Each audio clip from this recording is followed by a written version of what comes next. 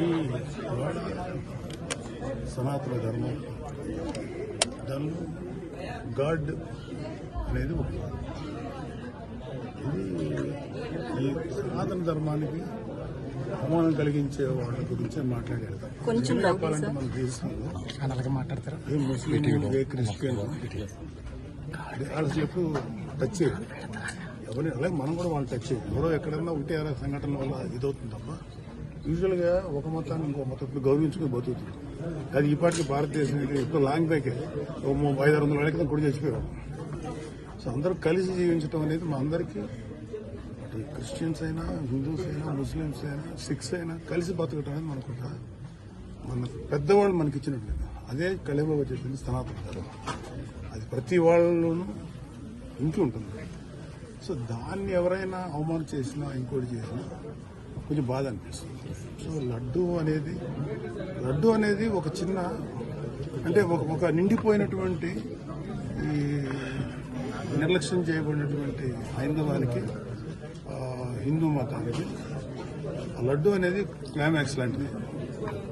So దానికి ముందు ఆ లడ్డు అనే దాంతో ముందుకెళ్తే ఎన్ని దారుణాలు జరిగాయో మా అందరికీ తెలుసు. సో నేను కూడా అప్పుడు మోడీ గారు వచ్చినప్పుడు మేము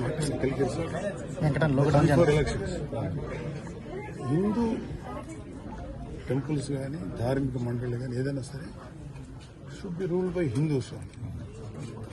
ముస్లింస్ సంబంధించినటువంటి ఒప్పుకోడు వాళ్ళే చేయాలి, మిషనరీస్ క్రిస్టియన్సే చేయాలి.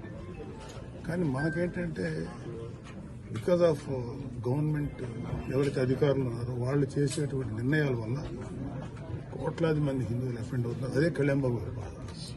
సో దాని మీద ఆయన వెలుగొచ్చారు. ఇక్కడ ప్రకాష్ రాజా జగన్మోహన్ రెడ్డి గారు it's a question of pseudo secularist.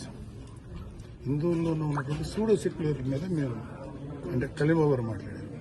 Real secular ఎవరంటే పవన్ కళ్యాణ్ గారు.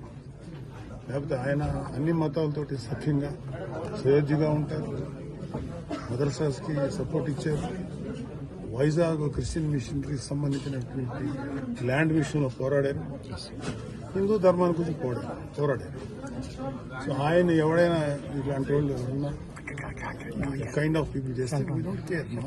మనకు కావాల్సింది రిలీజియన్ అండ్ ధర్మం ప్రొటెక్ట్ కావాలి అంతే.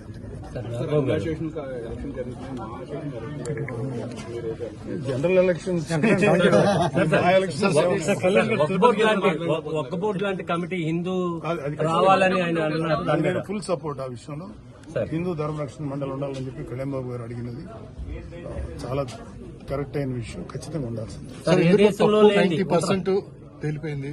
తదుపరి చర్యలు ఎలా ఉంటాయి ప్రభుత్వం ఈ లడ్డు విషయం? చట్టం దాని పని తాను చేసుకోవడం. ఎవరు తప్పు చేశారో వాళ్ళందరూ బయటకు వస్తారు. డిక్లరేషన్ మీద జగన్మోహన్ రెడ్డి గారు డిక్లరేషన్ మీద తిరుమల దేవుడి మీద నమ్మకం ఉందని సంతకం పెట్టి వెళ్ళాలి. అలా ప్రతి చోట మక్కాలో కూడా కరెక్ట్ పర్సన్ మాకు దొరికారు. అనుకోలేదు మేము. తప్పే లేదండి. ఇప్పుడు ఎవరి మతాన్ని తగ్గట్టు చర్చికి వెళ్ళింది ఎలక్షన్. అవును, నాకు అక్కడ జీసస్ క్రైస్ట్ ప్రార్థించినప్పుడు నేను కూడా ప్రార్థించాను కదా. అలాగే నేను మసీద్కి వెళ్ళాను ఎలక్షన్స్.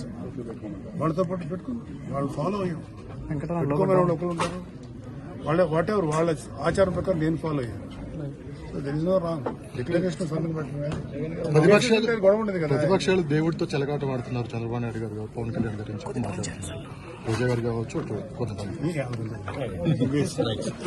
వైసీపీ వాళ్ళు మాట్లాడే మాటలు ఆన్సర్